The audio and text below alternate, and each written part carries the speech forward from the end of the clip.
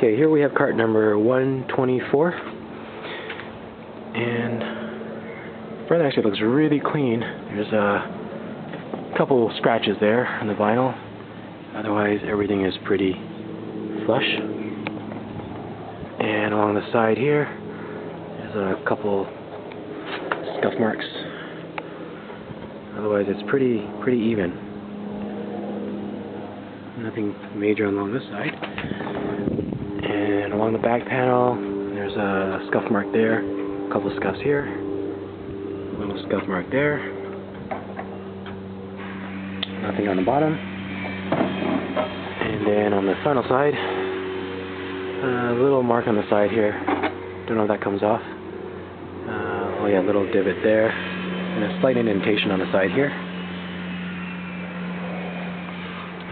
And that would be cart number 124.